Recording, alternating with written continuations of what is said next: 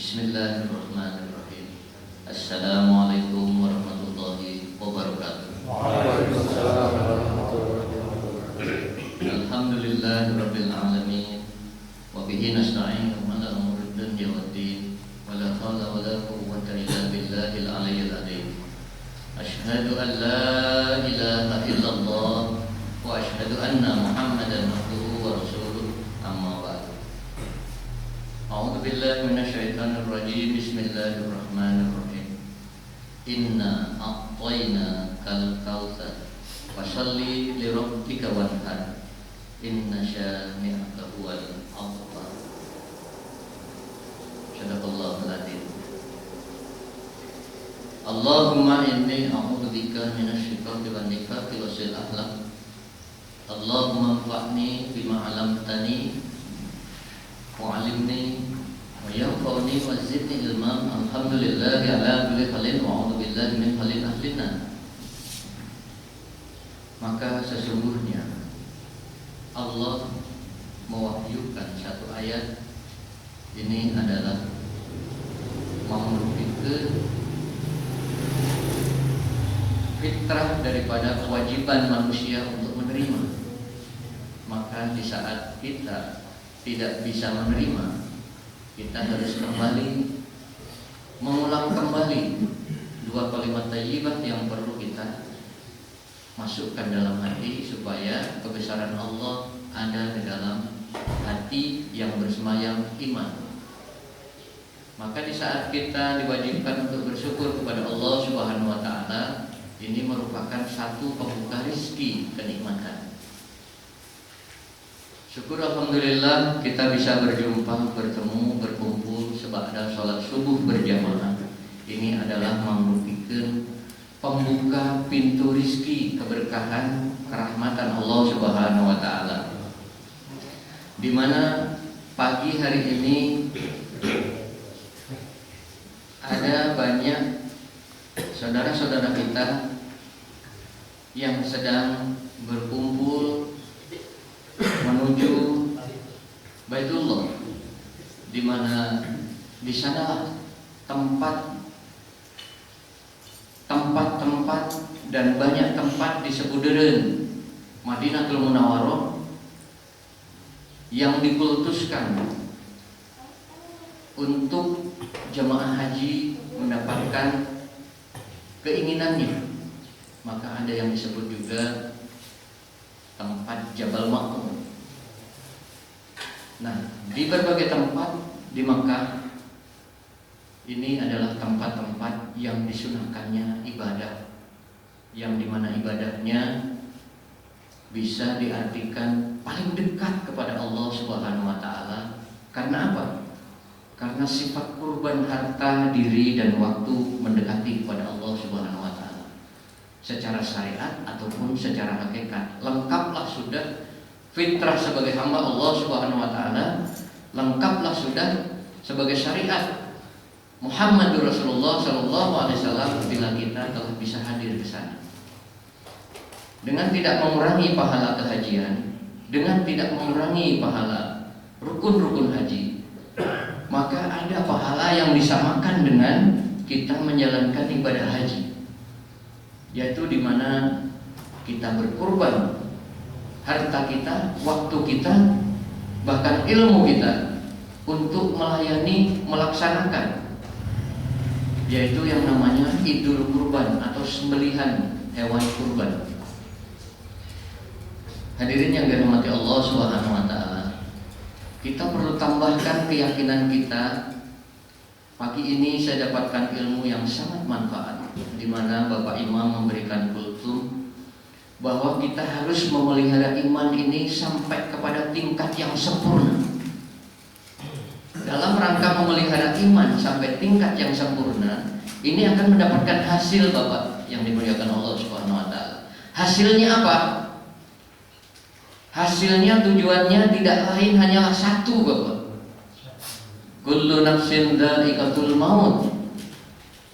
Dengan membaca la ilaha illallah. Tujuan akhirnya itu, Pak.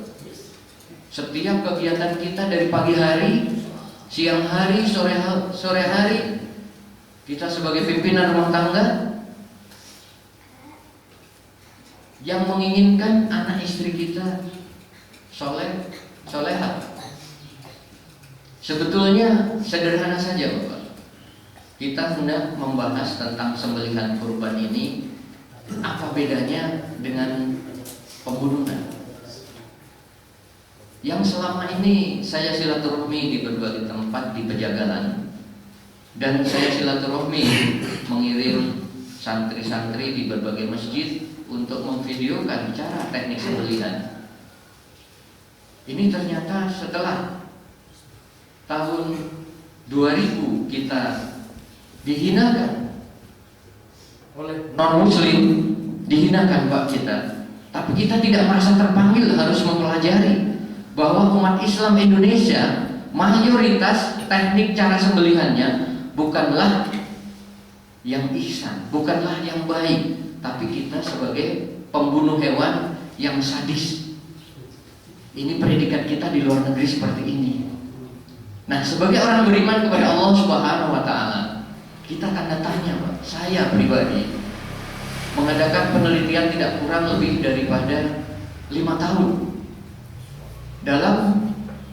Selama kurun waktu 5 tahun, ini yang pertama saya teliti adalah jenis baja daripada alat sembelihannya. Ternyata baja ini banyak berbagai macamnya, Bapak. Nanti kita akan bahas. Saya ingin membuat jadwal pertama ini adalah pemantapan rohani dulu, Pak. Karena teori praktek itu jauh lebih mudah daripada disampaikan ternyata.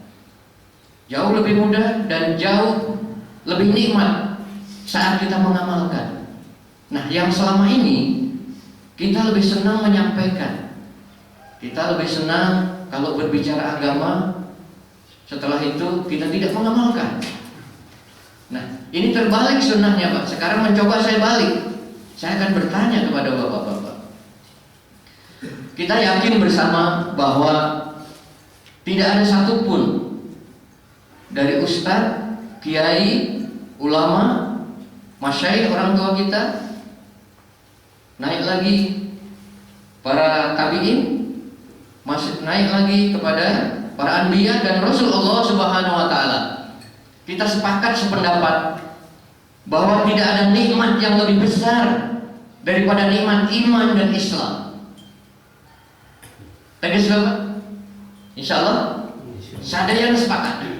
Tidak ada nikmat yang lebih besar daripada nikmat Islam dan iman dan Islam. Tidak ada. Kenapa ini bisa seperti itu kan? Karena emang fitrah kita, anatomi tubuh kita, ruhani kita bisa mencapai kenikmatan tertinggi hanya dengan makrifat kepada Allah Subhanahu wa Ta'ala. Tidak ada cara lain. Maka kita perbaharui tadi nilai daripada 2 kalimat thayyibah. Asyhadu an la ilaha illallah wa asyhadu anna Muhammadur Rasulullah. Kalau sudah yakin kita kepada Allah benar, Pak, maka contoh Rasulullah Shallallahu Alaihi Wasallam ini yang terpenting. Tapi kenapa selama ini kita masih banyak menyontoh daripada figur-figur kita yang kita kultuskan, yang kita kagumi? Lihat anak kita, keturunan kita, yang binnya pasti kepada kita, bintinya pasti kepada kita. Mereka kagum pada siapa? Kagumnya tidak kepada kita, kagumnya kepada artis, kagumnya kepada figur-figur yang sifatnya entertain. Karena apa? Nilai iman dan Islam tidak bisa kita nikmati. Meskipun seluruh para ulama, seluruh para rasul sampaikan bahwa nikmat Islam, nikmat iman tidak ada bandingannya, tidak ada tandingannya. Tapi pada kenyataannya kita tanya-tanya, bisakah saya menikmati iman dan Islam? Ternyata sulit, Pak. Sebetulnya agama ini adalah benda langit, Pak. Diperuntukkan kemuliaan agama untuk orang dunia. Ilmu agama ini adalah ilmu langit. Dan setinggi-tingginya langit, Allah firmankan dalam Al-Qur'anul Karim, di mana di atas langit ada langit. Dan batasan langit tertingginya adalah arsinya Allah Subhanahu wa Ta'ala. Tidak ada yang lebih tinggi daripada arsy-Nya Allah Subhanahu wa taala. Dan yang mampu untuk dipanggil, yang mampu untuk masuk terhadap arsy-Nya Allah Subhanahu wa taala hanyalah satu daripada anbiya, daripada rasul, yaitu Rasulullah sallallahu alaihi wasallam, yang dimana tiap tahun diperingati Isra Mi'raj. Nah, di sini kita tanda tanya, bagaimana kita menikmati iman dan Islam sementara kita sudah tahu dan hafal rukun Islam, rukun iman. Anak kita hafal. Bapak yang dimuliakan Allah Subhanahu wa taala, anak kita hafal. Nah, rukun Islam ada berapa, Nak? Kamu kan dapat ranking 1, Nak. Betul? Ya, Pak. Pi, Abi, Abah, Abi teh ranking hiji rukun Islam teh disebatkeun sadayana. Rukun Islam disebatkeun, aya rukun iman, Nak. Mohon rukun iman ge disebatkeun, pantesan anak ieu. Bangganya, Pak, hati kita jadi orang tua di saat anak seperti itu. Nah, bagaimana tidak bangga Rasulullah Shallallahu Alaihi Wasallam, di mana sebelum kenal kita sudah mendoakan kita dengan menangis, Pak. Kok kita nggak bangga punya Rasulullah Shallallahu Alaihi Wasallam? Kok belum pernah kita menangis untuk Rasulullah Shallallahu Alaihi Wasallam? Bagaimana kita akan bisa menangis, Pak? Sementara kita mencintai dunia lebih daripada kebutuhan. Kita cintai dunia lebih daripada kebutuhan kita. Nauzubillah min dzalik. Di mana letak wa'ati'u Rasul? Di mana letaknya uswatun hasanah? Kembali lagi, mana mungkin kita bisa menikmati iman dan Islam tanpa wa'ati'u Rasul, sifat ini masuk dalam kalbu kita? Tidak mungkin, Pak. Karena apa? Masuknya benda-benda dunia ini akan menghancurkan nilai iman dan Islam. Itu, Pak. Yakin kita perlu tambah, contoh kita kepada Rasulullah SAW kita perlu tambah.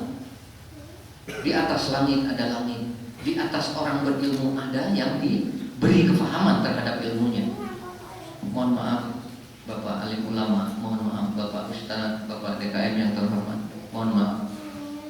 Kita yakini kembali bahwa dalam Al-Quranul Karim disebutkan Bismillahirrahmanirrahim sebagai ayat pembuka daripada surat Al-Baqarah.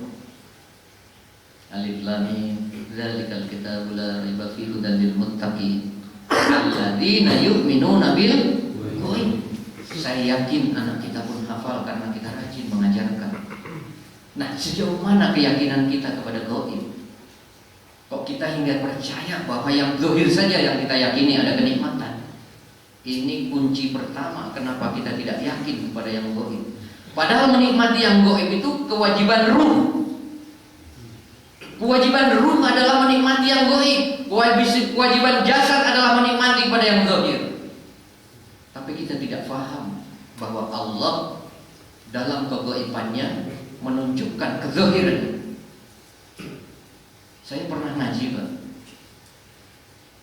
di mana di Tatakan Serang, Banten sana, Pak. Ada seorang ulama yang namanya Bapak Yai Haji Lutfi Al-Hasan. Itu tahun 83-84, Pak. Beliau sampaikan, tidak akan pernah menikmati kegaiban Allah, bahkan zahirnya Allah, kalau kamu tidak bisa tiap hari meninggalkan apa yang kamu suka. Belum pernah terpikir saat remaja seperti itu. Apa yang kamu suka itu ada kadar syaitanir rajim di saat engkau tidak izin kepada Allah dan sholawat kepada Muhammad Rasulullah Sallallahu Alaihi Wasallam. Saya hendak mengingatkan diri saya kembali, Pak, di mana Islam diberikan oleh Allah melalui Al-Quranul Karim. Ini betul-betul kedahsyatan daripada kehidupan dunia. Karena apa, Pak? Dengan ilmu syariah Muhammad Rasulullah, manusia itu bukan hanya dibuat nikmat di dunia, tapi dibuat nikmat di akhirat. Ini yang istimewa. Tidak ada di agama lain di mana nikmat dunia bisa tertabung di akhirat. Pantaslah Nabi Isa alaihissalam sampaikan, sesungguhnya umat Muhammad nanti di akhir zaman itu, umat Muhammad nanti di akhir zaman itu dia tanpa modal dapatkan pahala banyak. Tapi karena ini gaib, maka tidak ada yang percaya. Alam kubur gaib, ya Pak, gaib. Akhirat gaib, pahala gaib, dosa gaib. Karena gaibnya dosa, hingga kita mudah melakukan dosa. Nauzubillah min dzalik. Karena kita tidak yakin ada pahala di balik amalan, maka kita enggan melakukan amalan, enggan melakukan yang sifatnya menabung pahala. Nah, saya ajak Bapak sekarang ini untuk pelatihan sembelihan kurban terbaik saat ini, dan saya berdoa kepada Allah mudah-mudahan minggu depan, tahun depan ada generasi yang lebih baik. Kita doakan dari keturunan kita. Amin. Karena apa? Saya merasa terpanggil hal ini, Pak. Merasa terpanggilnya apa? Kembali lagi, bagaimana kita bisa menikmati sembelihan Idul Kurban sementara ilmu tidak kita cari. Nah, sekarang ilmunya sudah ada, Pak. Bapak tidak perlu mencari. Saya inginkan kader, bukan saya ingin sembelih di tingkat masjid. Dari SMP saya sudah sembelih, Pak. Yang namanya hewan kurban dari SMP, SMA, selama merantau bertahun-tahun sudah sembelih, Pak. Tapi saya dapat ilmu ini 5 tahun ke belakang. Setelah saya dapati kelengkapan daripada ilmu golok, ilmu baja, ilmu hikmat, ilmu ihsan, bagaimana diperlakukannya, dan terakhir adalah ilmu sembelihan, yang dimana cukup 1 kali gesekan 4 urat terputus. Ini yang paling sulit. Sebetulnya tidak sulit, karena saya yakini, kembali lagi kita yakini bahwa ilmu syariah ini untuk umat Kanjeng Nabi Muhammad SAW, bukan untuk umat yang lain. Bukan, Pak. Belum ada ilmu syariah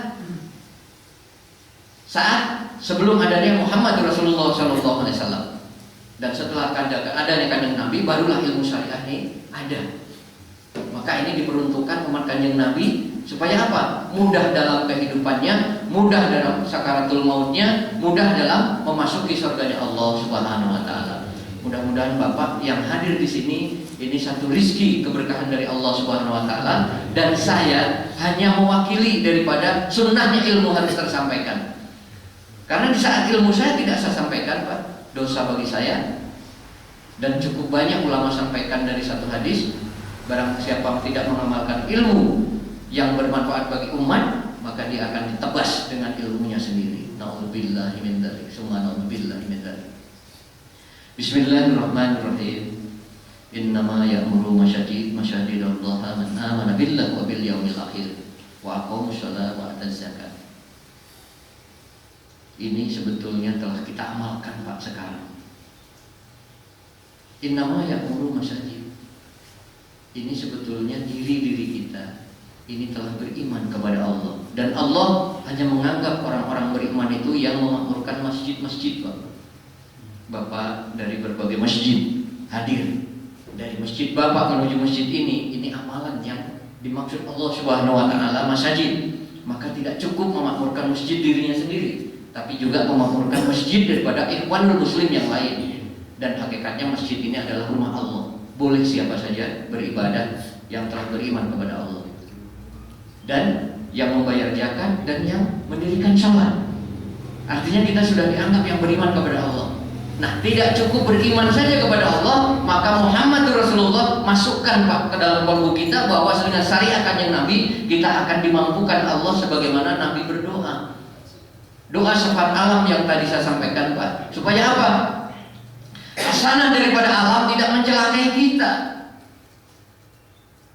Doa syafaat ini. Wa alimin.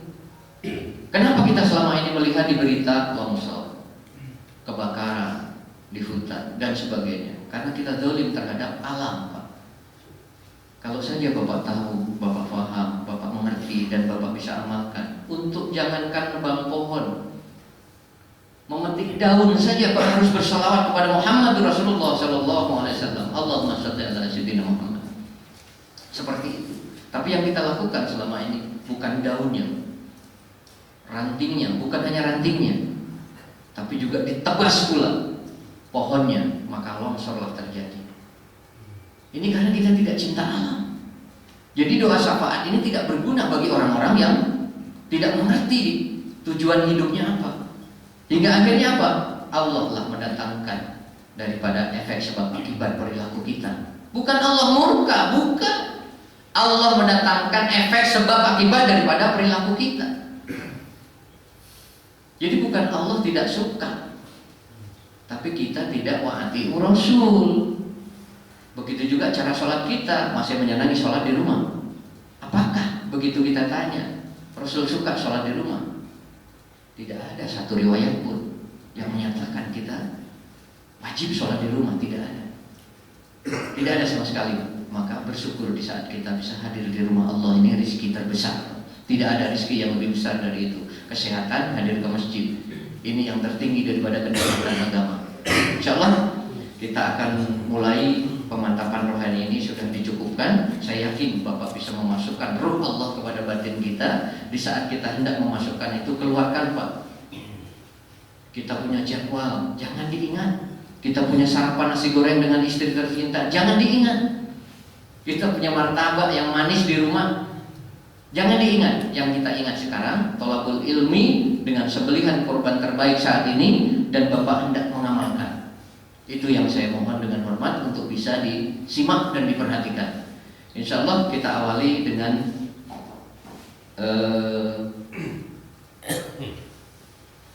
cara sembelihan. Mohon maaf Bapak yang melihat bisa untuk di sini supaya bisa melihat dengan bagus. Insya Allah lebih dekat lebih baik Pak. Jadi sunnahnya daripada ta'lim wa ta'lum, sunnahnya daripada bermusyawarah, sunnahnya daripada mendengarkan keilmuan, baik keilmuan fadhail, baik keilmuan masail, ini sunnahnya berdekatan. Bahkan saking dekatnya para sahabat nih Pak, daun yang berguguran tidak pernah sampai ke tanah.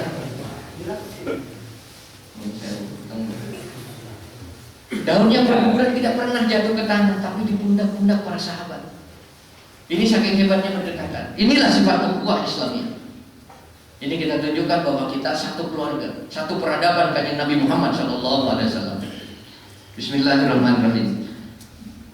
Mohon dibagikan itunya, formulir. Formulir ini sambil menunggu dibagikan formulir di mana, di mobil, di brosur ya, di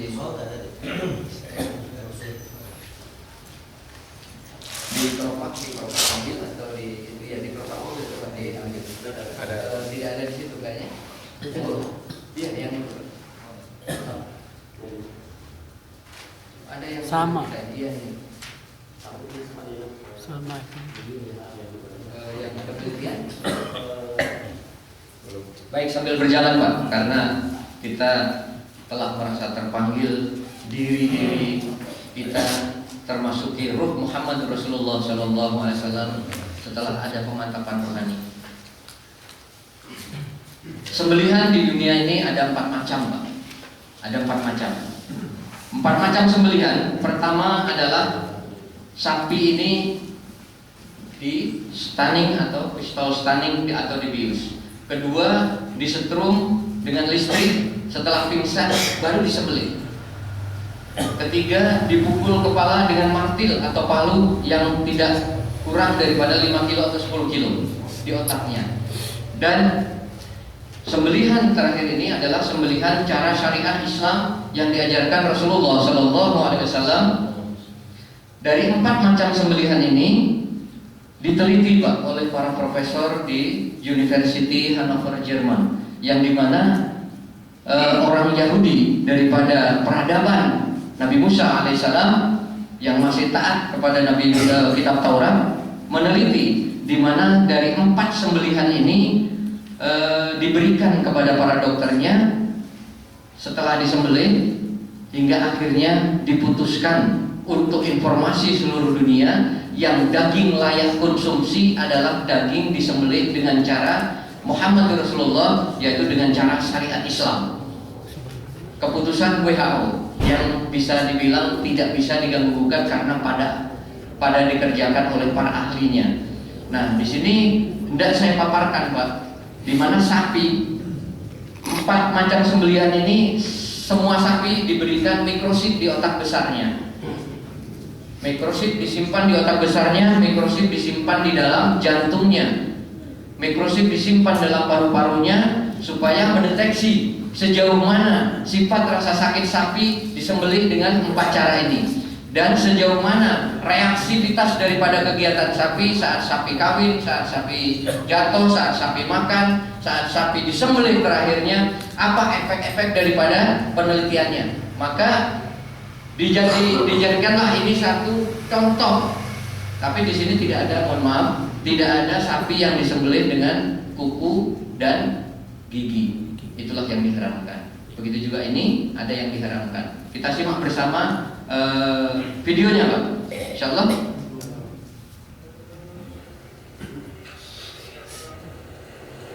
Mohon maaf, Pak.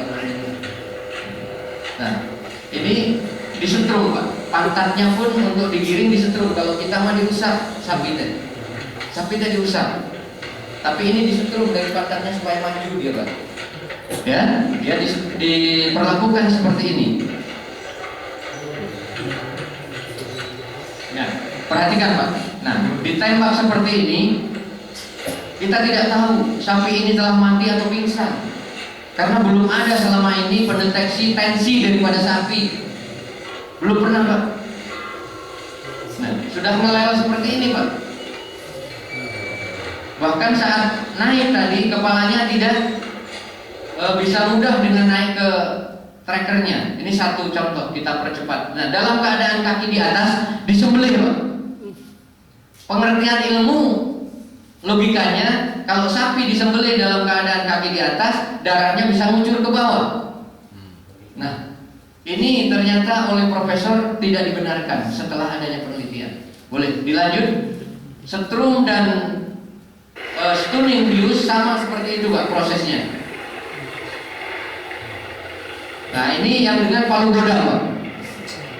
Ini dengan palu godam. Kita perhatikan satu hamba Allah yang berbuka aurat dengan pegang martil, Pak.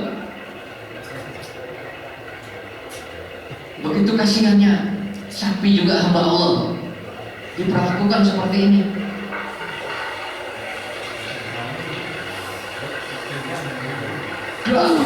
Allahu Akbar. Seperti ini.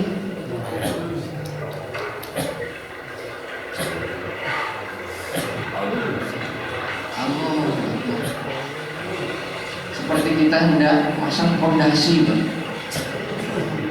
Ya, seperti kita mau masang fondasi, Pak. Sadis, Pak. Sadis.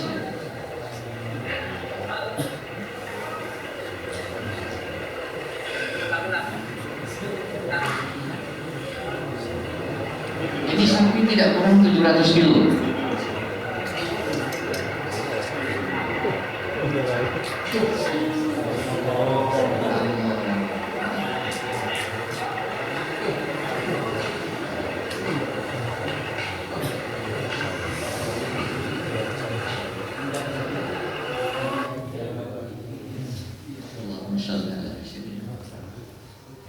Nah, sekarang klik urutan kita untuk sembelihan syariat Islam.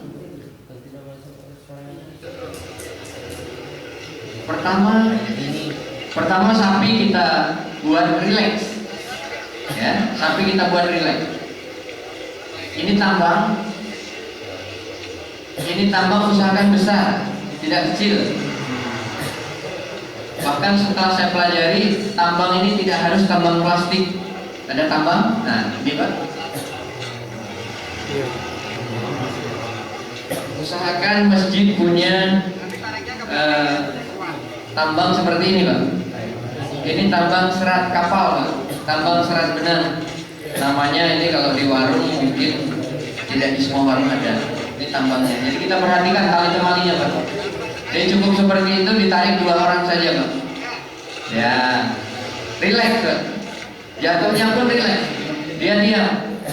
Dan yang diikat kakinya cukuplah 2 saja.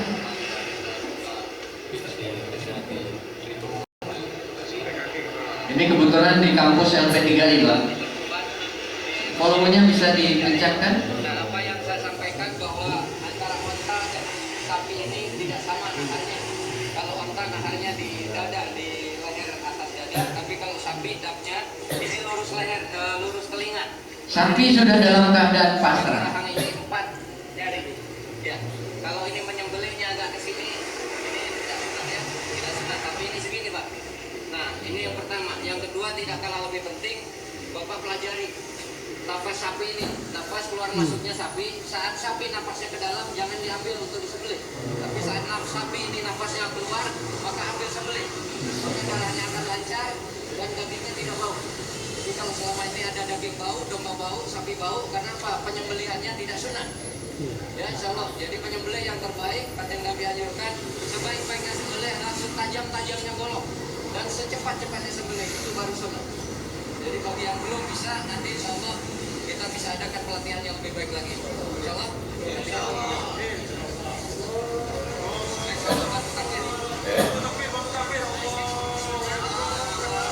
Ini dijaga supaya tidak bergerak. Kalau tidak tengok ini di sini. Perhatikan kepala ini diusahakan lurus, jangan ada yang tertekuk, maka harus diganjel. Bismillahirrahmanirrahim. Cukup segitu, terputuslah 4 urat. 1 detik sakit jempol kurang mah. Selain itu bukan. Ini urat saraf ini ya. Urat saraf sih yang lain urat saraf, tapi yang dianjurkan Nabi 2 ini Pak. 2 yang keluar ini. 2 yang keluar ini harus 1 kali. Tidak boleh 2 kali. Ya. Jadi insya Allah saya persilakan. 1 kali ini level tertinggi. Di sini LP3I untuk Kalau kita belum mampu, boleh 2 kali, 3 kali juga. Tapi ya mudah-mudahan tidak melebihi daripada jumlah takbir itu saja. Insya Allah seperti itu. Karena kalau untuk mencapai ini juga perlu banyak pelatihan nafas, perlu ngatur ritme. baru yang urat ini yang potong. Ini belum potong.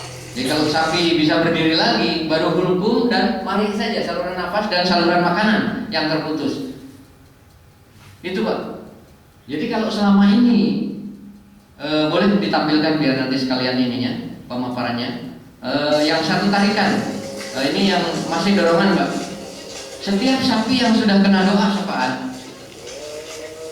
tidak pernah berontak. Yang tadi pun begitu, dan ini bukan sapi-sapi kecil. Ini hanya dibutuhkan tenaga 20% dari tenaga kita yang ada. Tidak butuh tenaga besar. Cuman butuh tekanan dan kecepatan. Itu unggul. Nah, sakaratul mautnya secepat hitungan detik. Begitu disimpan sudah tidak berdaya, habis sudah. Allahu Akbar. Ustaz, itu posisi sapi ini kepalanya ke atas ini. Ya, nanti kita adakan satu dialog tanya jawab. Ini kita proses dulu Bang Reza. Insya Allah kita akan menunjukkan. Nah, ini tadi untuk teknik dorongan ya Pak ya. Untuk tadi enggak, mohon diperhatikan. Untuk teknik dorongan, jadi letak kepala sapi ini tidak sama dengan saat kita mengadakan tarikan. Perhatikan di kuping, dekat kuping nahannya, lapnya. Ya.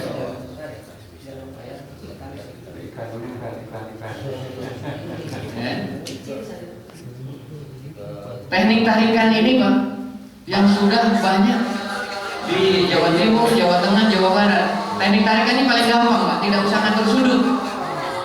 Paling gampang. Perhatikan Pak, kemiringannya. Jadi ganjilnya lurus dengan leher. Tuh. Seperti itu Pak.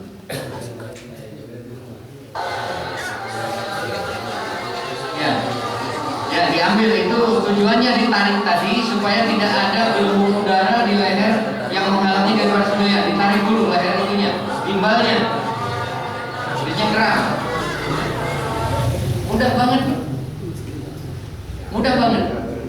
Bahkan kalau diizinkan oleh para ulama, kalau diizinkan oleh para ulama, difatwakan, boleh kan menyembelih sapi?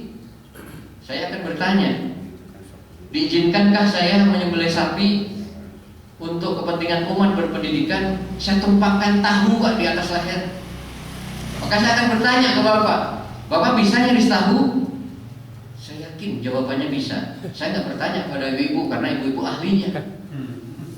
Tapi kita perlu tahu bagaimana ibu pegang besok ngiris tahu. Kita kadang-kala tidak ngiris tahu, Pak. Tidak menghargai jadi payah istri ngiris tahu. Padahal itu ada yang sembelih di ngiris tahu. Gitu. Saya tumpangkan tahu di atas leher sapi, iris tahunya, Pak, ke bawah lehernya, Pak. Keiris. Jadi semudah itu syariah diamalkan. Kalau selama ini tukang jagal, mohon maaf, ada tukang jagal dari penjagalan, kita tampilkan. Ini sembelihan nanti ya. Ini dulu contoh daripada ulama kita di Timur Tengah mengajarkan kepada kita, di mana ini adalah cara ijab qabul. Ya, mohon dengan hormat, barangkali ada yang mampu berbahasa Arab dengan fasih, dengan lancar, saya mohon untuk diterjemahkan juga, karena saya belum mampu lebih lancar dari yang biasanya. Jadi ini penyembelih, Pak. Ini penyembelih. Ini duta berbagai negara, termasuk negara kita.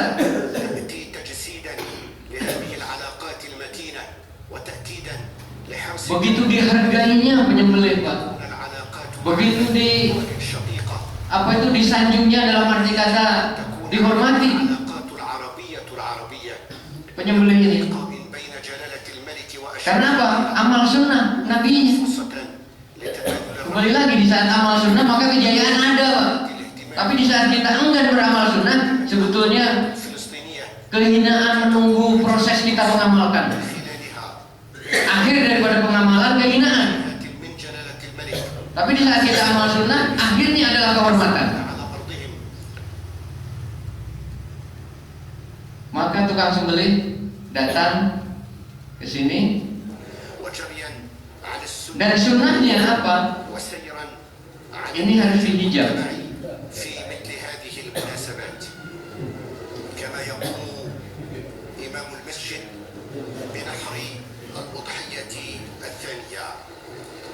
Satu kali, Pak.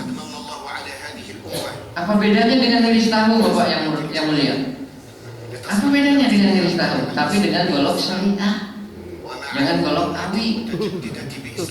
Aku golok awi, golok kebal mama biasa. Ya, udah cukup. Cukup. Saya tidak mau memaparkan yang jauh lebih penting lagi, Pak. Ada satu lagi. Ini ulama menjelaskan tentang nahar dan zabnya daripada sembelihan. Kalau tadi daripada adab-adab ijab qabul dan sembelihannya, nah sekarang ini ulama Timur Tengah menjelaskan tentang bagaimana zab sembelihan.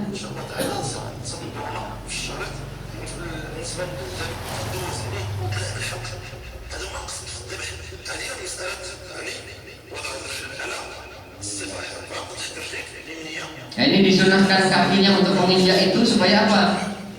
Supaya domba ini linet, Pak. Selain daripada itu, hikmah yang lain adalah supaya kita bisa melihat terputuslah 4 urat ini ataukah belum, dengan seperti itu. Tapi kalau kita di belakang begini terus ditarik, tentu tidak sunnah.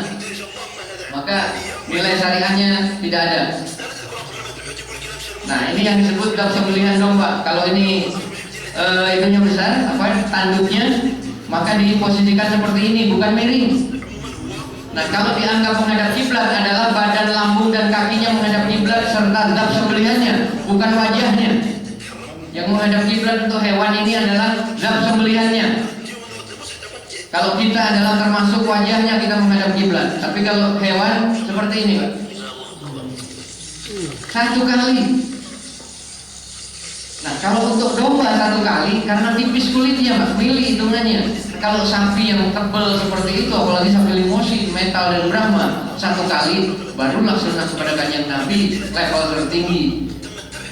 Dijelaskan lagi, Pak, seperti ini. Nah, saya merujuk daripada ulama Timur Tengah, maka saya teliti sembelihan saya seperti tadi, jelaskan. Ini telah terputus satu kali gesekan. Dibersihkan, diteliti, Pak.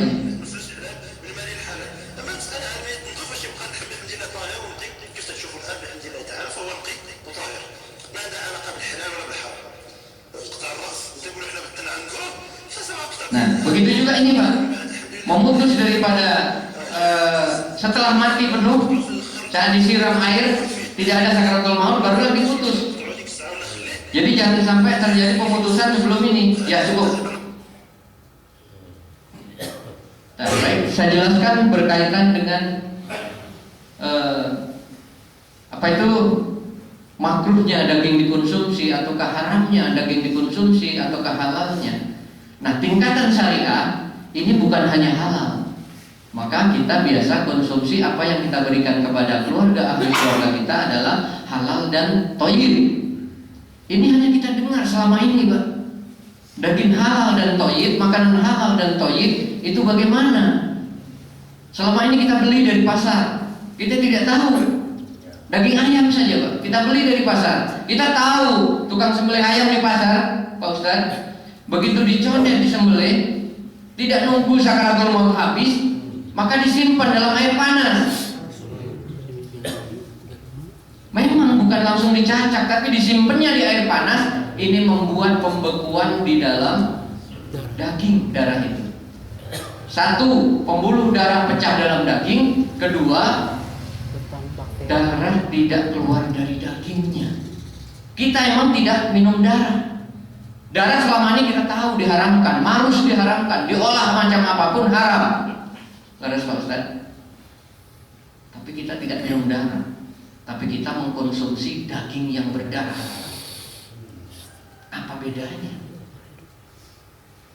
Maka kita disunahkan menyembelih sendiri minimal ayam. Nagalih nyalira ayam nahirup kene di doaan. Menang syafaat doana, menang daging saena, maka dikonsumsi anak istri kita halal dan thayyib. Itu syariah. Tapi kalau kita beli saja, uangnya halal, dagingnya halal, belum tentu thayyib. Bukan seperti lagu Bang Thayyib, tapi Pak ya, mohon maaf. Kalau ada namanya Pak Thayyib, saya mohon maaf. Jadi thayyib ini adalah kebaikan di atas kebaikan apa yang hendak kita konsumsi. Kembali lagi, kita berusaha untuk menjadikan yang terbaik daripada generasi keturunan kita, karena mereka punya alamat akhirat pada pundak kita, pada iman kita. Kita sebut Fulan bin Fulan, Fulanah binti Fulan. Itu alamat akhirat. Alamat akhirat. Di mana alamat akhirat ini nanti akan mencari nasabnya. Bapak putra bin Fulan. Kita cari bapak kita. Nah, kita jadi bapak sekarang, Pak. Anak kita cari kita. Sebelum mereka mengkomplain tentang makrifat kepada Allah, kita hidupi dulu anak kita dengan hasanah Rasulullah Shallallahu Alaihi Wasallam, supaya kita tidak digugat di akhirat nantinya. Alhamdulillah, alhamdulillah. Jadi tadi setelah diberikan contoh kegagalan dan contoh daripada sembelihan terbaik, kita sekarang mempelajari daripada adab-adab di antara sembelihan ini. Ini hanya sebagian saja adab-adab ini. Ada adab-adab rohani yang perlu kita tambah, tapi ini adab-adab yang terlihat oleh mata kita. Insyaallah bisa diinikan. Kalau ini contoh sembelihan salah dulu, contoh sembelihan salah dulu ya. Kita ini.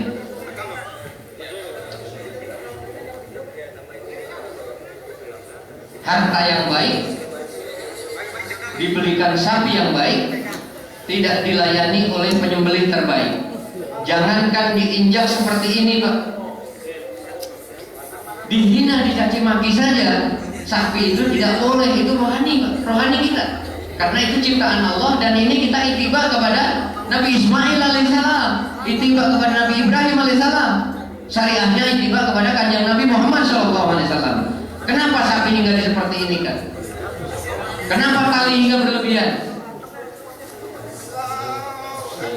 Takbirnya kepada Allah Subhanahu wa taala, yakinnya sudah betul. Tapi contohnya siapa, Pak?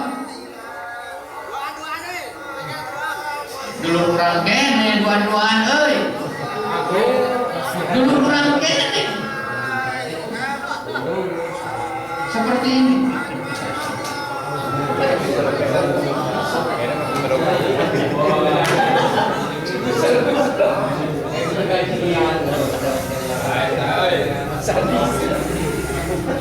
Tangan dua.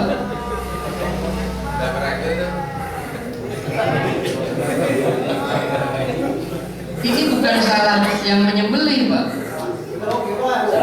Bisa salah berdosa, Pak. Pak Ustaz. Ya, contoh yang lain lagi. Ini penyembelihnya seorang ustaz. Karena tidak mau belajar, maka ustaz pun tidak mau menaikkan levelnya, keilmuannya. Bismillahirrahmanirrahim. Untuk masuk daging, untuk masuk kulit perlu 20 gesekan.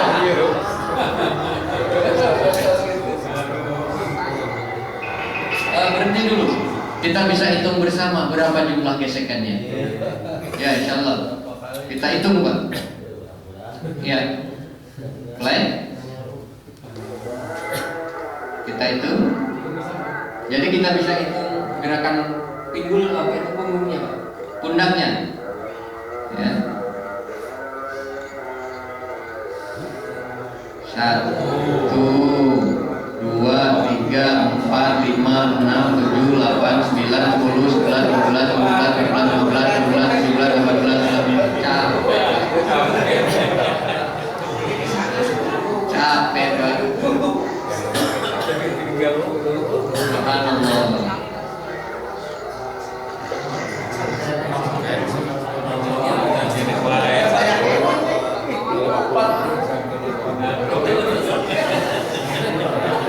Kembali lagi, ini bukan salah penyembelih ya Kang ya, salah golok.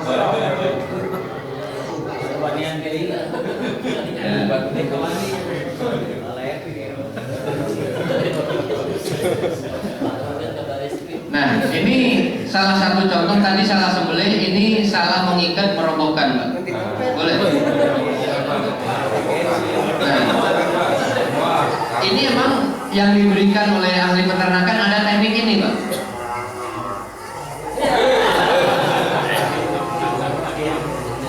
Ini bahaya, Pak.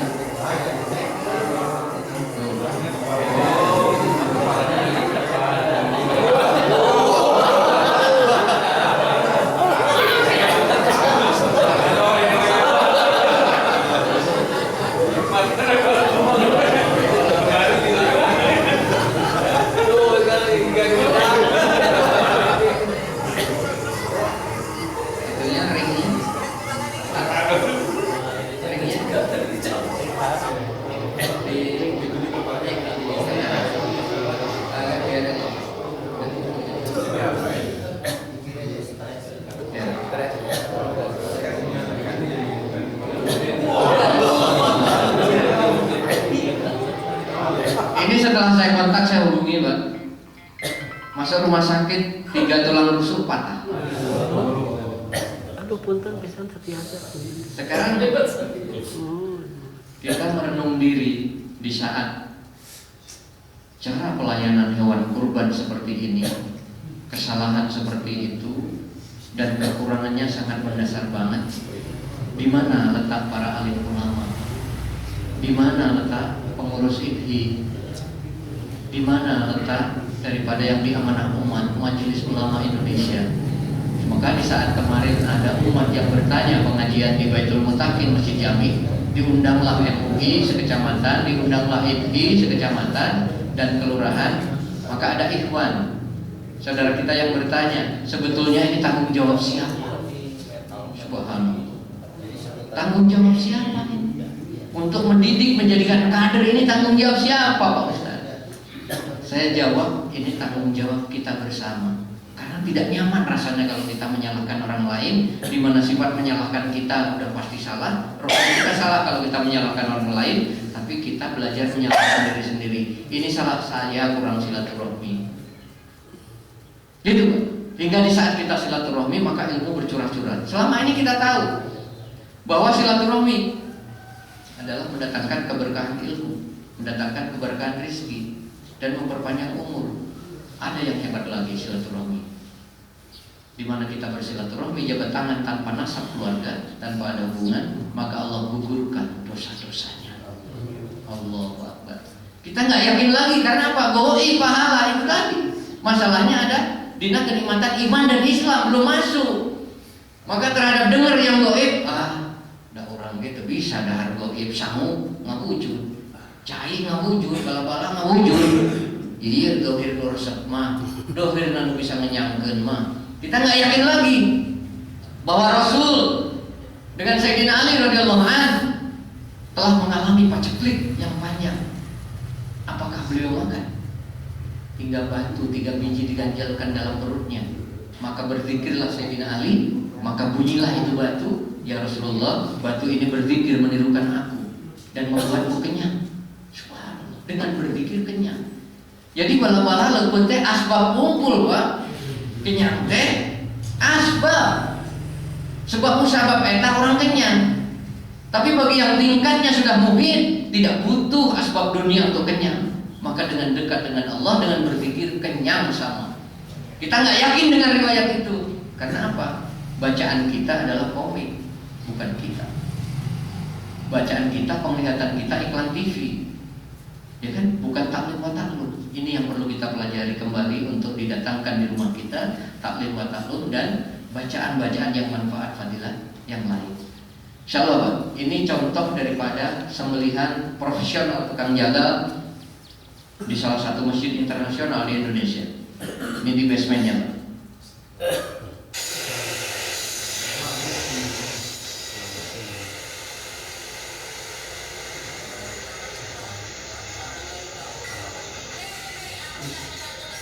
Ini kaki sudah ditali satu sebelah kiri, Pak.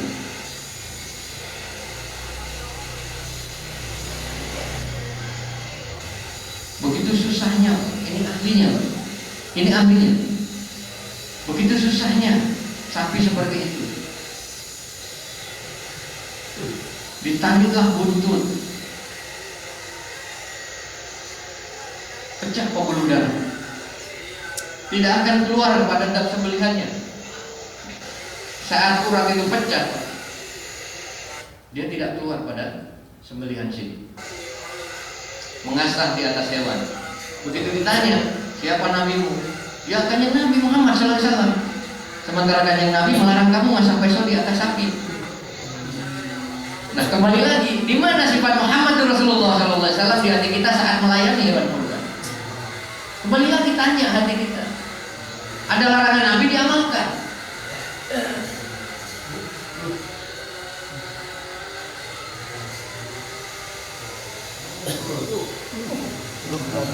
Berdiri lagi. Kalau ini tidak diikat kaki satu, Pak, sudah nyeruduk, Pak, cekudang mah.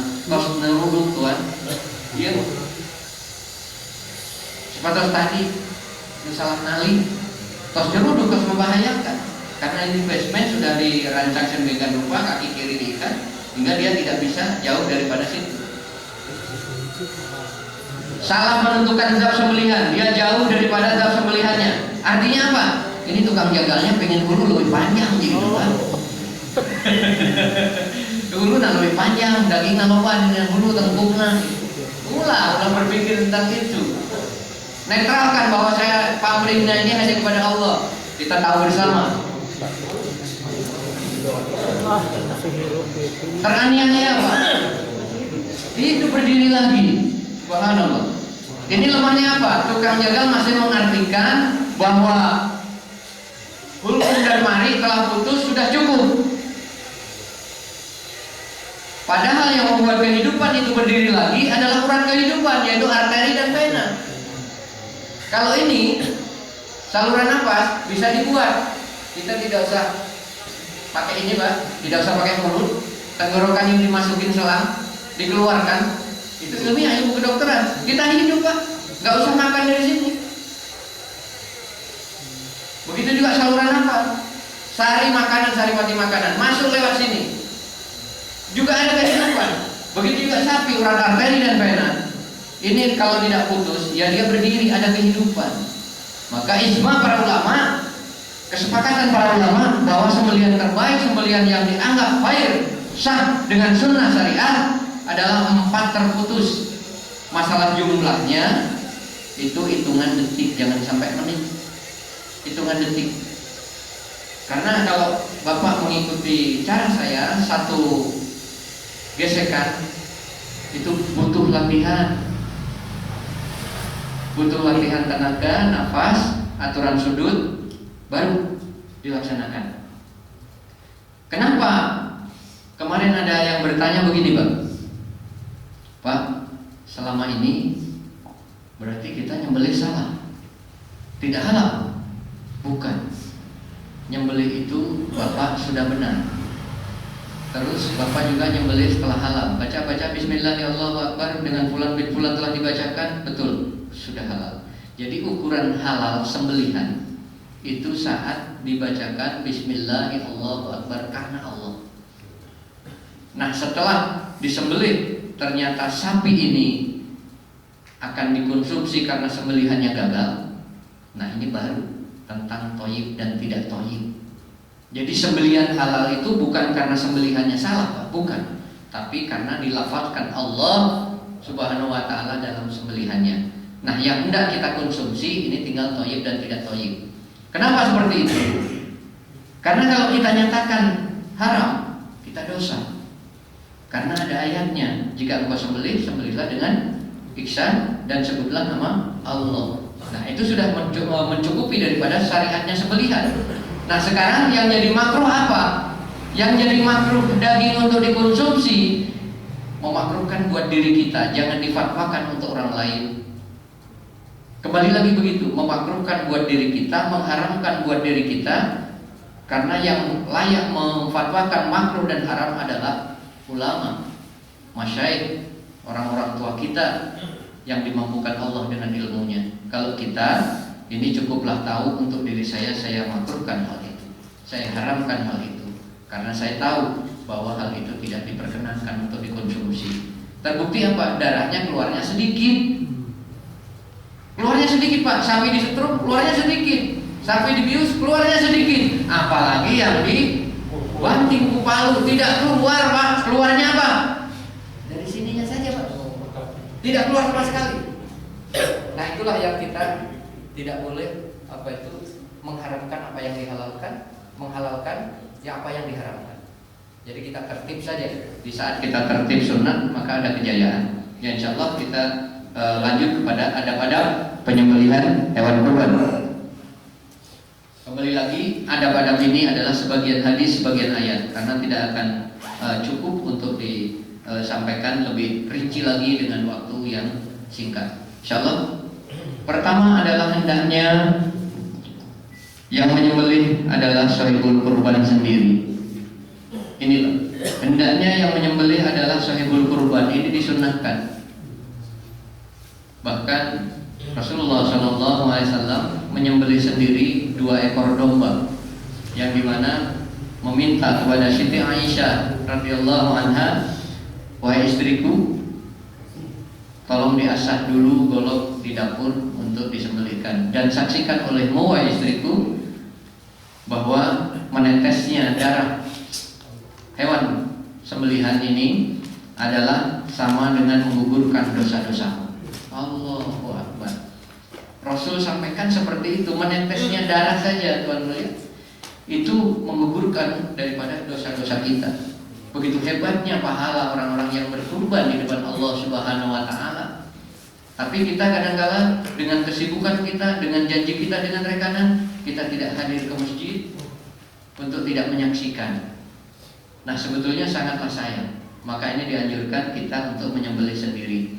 Jika dia tidak mampu menyembelih, jika tidak, maka bisa diwakilkan orang lain, dan sahibul kurban disyariatkan untuk ikut menyaksikan.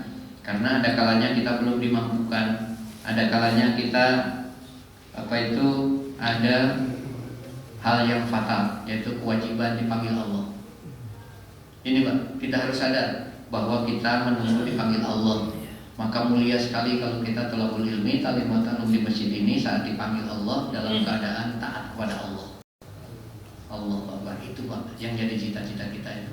Insyaallah. Yang kedua, gunakan pisau yang setajam mungkin, semakin tajam semakin baik, untuk mempercepat proses penyembelihan dan untuk meringankan apa yang dialami oleh hewan sembelihan kurban. Hadisnya ini, Pak. Ini bersabda hadis dari Syaddad bin Aus rahimahullah, bahwa Rasulullah SAW bersabda, sesungguhnya Allah mewajibkan berbuat ihsan dalam segala hal. Jika kalian membunuh, maka bunuhlah dengan ihsan. Jika kalian menyembelih, sembelihlah dengan ihsan. Hendaknya kalian mempertajam pisaunya dan menyenangkan sembelihannya. Hadis riwayat Muslim. Jadi ternyata menajamkan pisau ini wajib hukumnya. Wajib hukumnya. Dan di saat kita menajamkan pisau, ini usahakan kalau untuk pisau syariah, gerakannya itu supaya ada makrifat dengan Allah, gerakannya pun dengan zikrullah. Zikrullahnya sederhana, Subhanallah wa innallah. Kalau kita biasanya berzikir kepada Allah dengan kebesaran para nabi, Subhanallah walhamdulillah wa la ilaha illallah wallahu akbar. Tapi untuk urusan golok dan kekuatan ada satu penambahan sedikit, Pak. Ini ilmu. Subhanallah wa innallah wa haulillah wa la ilaha illallah wallahu akbar. Maka sesungguhnya bibitnya daripada kekuatan. Kalau kita pakai parfum, kalau sudah pakai bibit, Pak, lama Pak hilangnya. Jadi bibitnya kekuatan yang ada di diri kita, bibitnya kekuatan yang ada pada diri sapi ini bersinergi, kata orang sekarang, bersilaturahmi. Maka kekuatan ini akan muncul dalam golok syariah. Itu Pak. Jadi dengan berzikir itu, insya Allah golok syariah diasah dan ngasahnya tidak perlu pakai batu. Golok syariah yang saya punya ngasahnya pakai kulit, Pak. Pakai kulit. Pakai kulit, disetrum pakai minyak, VCO, setelah itu dibersihkan lagi pakai kulit lagi. Sangat mudah. Ya insya Allah kita lanjut ke ketiga adabnya, tidak mengasah pisau di hadapan hewan yang akan disembelih. Pisau alat penyembelih hendaklah ditajamkan lebih awal, sebagaimana kata Nabi Shallallahu Alaihi Wasallam, adakah kamu mau membunuhnya 2 kali? Tajamkanlah pisau terlebih dahulu sebelum kamu membaringkannya. Hadis riwayat Al-Hakim dalam halaman kesekian, nomor sekian, dinilai lebih dinilai sahih oleh Az-Zahabi. Jadi ini mengasah ini seperti yang tadi biasa dilakukan. Karena apa? Pesonya biar siap untuk diamalkan. Penyembelihnya sudah siap, tapi pesonya nggak siap. Kan nggak bisa kita nyalakan peso, nggak bisa nyalakan golok. Terbiasa orang nyalakan tambang. Kenapa? Mereka alat, mereka benda mati. Yang bisa disalahkan dan kita tidak wajib menyalahkan adalah hamba Allah yang bermasyhar kepada para imam yang soleh dan bersyariat kepada kanjeng Nabi Muhammad SAW. Itu yang perlu kita ingatkan. Tidak ada satupun ayat yang menyatakan kita boleh menyalahkan orang lain. Tidak ada, Pak. Tapi yang ada Bismillahirrahmanirrahim wal ashr innal insana lafi khusr. Itu, Pak. Jadi diingatkan kembali, saling mengingatkan. Ya, insyaallah kita lanjut. Menghadapkan hewan ke arah kiblat. Ini tadi sudah kita bahas bahwa hewan ke arah kiblat ini adalah perutnya, kakinya ke arah kiblat, zat sembelihannya. Seperti itu. Boleh. Kelima, membaringkan hewan di atas lambung sebelah kiri. Nah, lambung sebelah kiri, usahakan lambung sebelah kiri kecuali dalam keadaan darurat. Sapi ngamuk, posisi tidak memungkinkan. Nah, di situ ujian bagi penyembelih. Pernah suatu saat sapi ngamuk, Pak, di Parakan Saat. Sapi besar menyeberangi sawah sampai ke rel kereta, Pak. Dari Parakan Saat ke rel kereta itu mungkin ada setengah kilo, Pak. Disembelih di rel kereta, Pak. Jadi tidak tentu arahnya, karena nunggu rel kereta takut ada kereta kan, Pak. Jadi pada posisi tersebut sapi marah langsung. Ternyata apa? Beda. Bedanya apa? Saat kita menggesekkan sekali, ternyata berontaknya sapi kencang. Usahakan tukang jagal atau penyembelih, usahakan ini tidak lepas. Untuk ini tidak lepas, antel, teraskan, Pak. Jadi dengan gerakan sapi ini masuk sendiri golok syariah itu ternyata. Kita tidak menggesek, Pak. Golok syariah masuk sendiri, Tuhan. Ini hebatnya Allah memberikan saat kita taat pada Rasulullah SAW dimudahkan dalam keadaan sulit. Ini yang perlu kita tambah yakin. Kita sulit karena kita munajatnya kepada Allah kurang, kita percaya kepada logika, maka tetap sulit, tidak akan jalan keluar. Tapi dengan kita bersalawat, kita memuji Allah, Allah turunkan malaikat untuk memberikan yang terbaik buat hambaku. Subhanallah. Saya yakin Pak Ustaz sependapat. Malaikat diutus oleh Allah untuk taat. Di saat malaikat lapor, ya Allah, fulan bin fulan mendoakan saudaranya, fulan bin fulan mengamalkan kebaikannya. Betul wahai malaikat, sampaikan kepada dia lagi kerahmatanku sebagaimana layaknya kain putih. Subhanallah. Begitu indahnya Pak Allah memberikan, tapi kita nggak mau mengambil. Begitu hebatnya Rasul mencontohkan, kita belum mau belajar. Maka ini rizki bagi yang hadir Pak. Nanti di masjid-masjid Bapak bisa dilakukan Idul Kurban sekarang ini sebagai contoh daripada perpindahan peradaban yang selama ini kita pakai budaya mengalahkan agama. Maka sekarang agamalah yang harus tampil di depan umat. Insya Allah Bapak bisa. Lanjut ke-6, menginjakkan kaki di leher hewan kurban. Sebagaimana disebutkan dalam hadis dari Anas bin Malik radhiyallahu anhu, beliau mengatakan Rasulullah Shallallahu Alaihi Wasallam berkurban dengan 2 ekor domba. Aku lihat beliau meletakkan kaki beliau di leher hewan tersebut, kemudian membaca basmalah.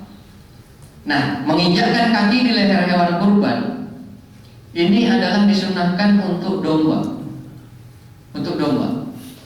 Sementara untuk onta, banteng sekalipun, kuda yang tidak jadi tunggangannya, munding dan sapi ini tidak disunahkan. Artinya tidak dicontohkan oleh Rasul, karena domba dengan mudah dikuasainya. Dan onta sendiri pun, mohon maaf Bapak Ustaz, dalam Al-Quran Al-Karim disebutkan oleh Allah Subhanahu Wa Taala, onta disembelih dengan keadaan berdiri dan banyak kebaikan darinya untuk hambaku. Jadi dalam keadaan berdiri, bagaimana akan menginjakkan kaki kita? Nah inilah. Karena apa? Ada di Google saya Pak, di YouTube saya yang bertanya seperti itu. Bagaimana Ustaz bisa dibilang itu sunnah? Kakinya tidak menginjakkan pada itu, pada pundak daripada sapinya. Ya, karena belum paham, jadi kita perlu nasihati lagi. Bahkan di Al-Quran disebutkan seperti dengan keadaan berdiri. Dan kisahnya asbabun nuzul daripada Al-Quran tersebut disembelih dalam keadaan berdiri, dan unta diberi kemaslahatan yang banyak dan baik bagi umat Islam. Di mana Rasulullah SAW menyembelih 100 ekor onta. Dalam tarikh disebutkan 100 ekor onta Rasul menyembelih dengan dalam keadaan berdiri dengan pedang Zulfikar. Zulfikar ini dipelajari oleh saya Pak, dari sejarahnya, tarikhnya, daripada motif bentuk bajanya. Motif bentuk jenis bajanya adalah baja Damaskus, yang notabene adalah 10 pedang tertajam di dunia. Kesatunya adalah Zulfikar punya Kanjeng Nabi. Dari 100 onta, Nabi menyembelih 63 onta dengan tangan beliau sendiri tanpa diasah. Yang ke 64 sampai ke 100, maka Rasul menghadiahkan pedang Zulfikar kepada baginda Sayyidina Ali radhiyallahu anhu. Wahai mantuku, wahai pejihad, wahai mujahid, ini amanah untukmu dan ini hadiah bagimu. Posisi daripada Sayyidina Ali radhiyallahu anhu saat itu jadi menantu dan belum punya putra.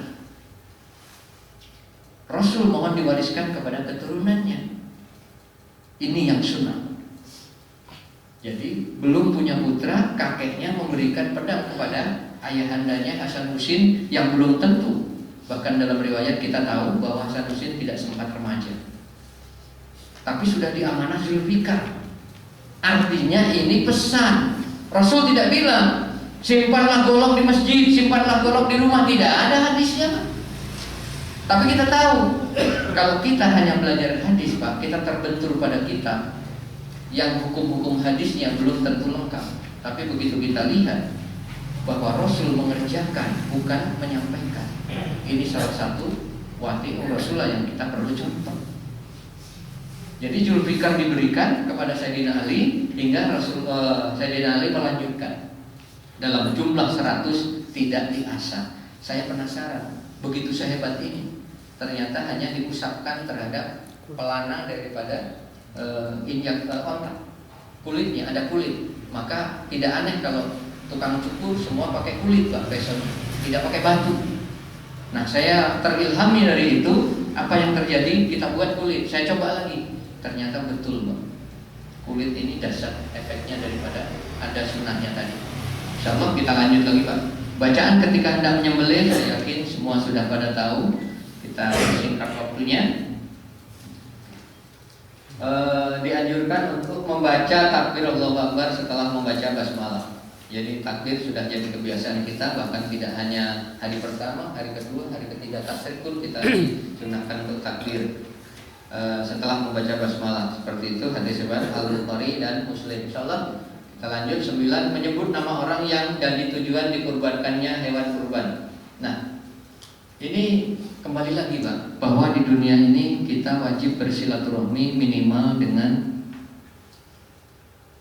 4 hal. Pertama adalah bersilaturahmi kita dengan diri kita, ruh kita. Ruh kita perlu disilaturahmi, perlu dikasih makan. Artinya kita silaturahmi dengan ruh kita. Jangan hanya perut saja kita isi, tapi ruh kita. Sekarang terbalik, banyak kita ilmui daripada sains teknologi. Ruh kita tidak kita isi. Maka banyaklah orang pinter tapi cek kolot orang mah kablinger. Sebabnya ruhnya tidak diisi ruh Allah, ruh Rasulullah Shallallahu Alaihi Wasallam, di mana kita apa? Di saat melihat orang pintar melakukan banyak korupsi, artinya apa? Ilmunya mencelakai umat. Karena apa? Ilmu yang tanpa hidayah maksiat. Cuma naudzubillah min dzalik. Ya, kedua adalah silaturahmi kepada kedua orang tua kita, baik hidup ataupun mati, tetap silaturahmi. Masih hidup kita doakan, kita datangi, kita beri hadiah, kita beri sesuatu yang berharga. Ketiganya apa? Kedua tadi kita silaturahmi kepada bapak ibu yang telah meninggal. Bahkan saat dianjurkan untuk mendoakan sebagai wajibnya anak yang soleh. Dan yang tidak kalah lebih penting lagi, kita ini justru yang pertama harusnya bersilaturahmi dengan Allah dan Rasul, mencintai Allah dan Rasul. Ini yang pertama, terbalik, mohon maaf. Pertama kepada Allah dan Rasul, mencintainya. Kedua, orang tua yang melahirkan kita dan diri kita. Dari 4 silaturahmi ini kita ditunggu silaturahmi dengan alam, supaya isi alam ini, hewan-hewan yang hidup di alam ini juga tahu kita bahwa kita silaturahmi dengan mereka. Maka di saat sapi itu kita dekati, dia sudah jinak karena dia tahu bahwa kita suka silaturahmi dari 4 hal dan disempurnakan dengan silaturahmi alam. Jadi kalau kita ujuk begini mau dong, sapi ini nggak mau. Kenapa nggak mau? Satu riwayat menyatakan Rasul saat duduk didatangi seekor domba, datang, cek orang mah, Rasul tersenyum. Wahai domba, kenapa engkau tidak mau disembelih? Langsung ditanya, Pak. Ditanya oleh Rasul, domba kenapa kamu tidak mau disembelih? Ya Rasul, saya bukan tidak mau disembelih. Iya, bukan